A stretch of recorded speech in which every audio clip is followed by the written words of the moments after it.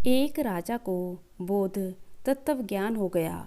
उसने राज दरबार में अपने दरबारियों से पूछा कि किसी को कोई दुर्लभ वस्तु मिल जाए तो क्या करे।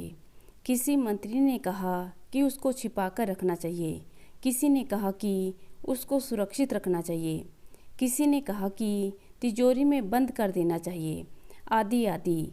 राजा को किसी मंत्री के उत्तर पर संतोष नहीं हुआ। उसने अपने राज्य में ढिंढोरा पिटवाया कि कोई जानता हो तो मेरी इस बात का उत्तर दे। राज्य के अनेक व्यक्ति आए और उन्होंने अपनी अपनी बात राजा के सामने रखी, पर राजा को संतोषजनक उत्तर नहीं मिला। उसके राज्य में एक बनिया रहता था, उसको भी बोध हो चुका था।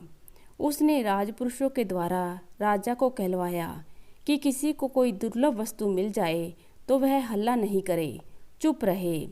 राजा ने यह बात सुनी तो उसको बड़ा संतोष हुआ कि बनिया बात तो ठीक कहता है। राजा ने कहा कि हम खुद उससे मिलने जाएंगे।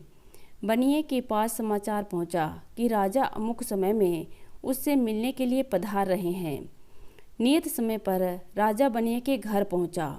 साधारण सा घर था। बनिया ने राजा के बैठने के लिए बोरा बिछा दिया। राजा ने बनिए से बातचीत की। फिर राजा ने बनिए से कहा कि तुम कुछ भी मांगो, मैं देने को तैयार हूँ। बनिए ने कहा, अब आगे से बिना बुलाए आप आना मत और मिलने के लिए मेरे को बुलाना मत। राजा ने सोचा था कि अधिक से अधिक यह राज्य मांग लेगा, इससे अधिक और क्या मांगेगा।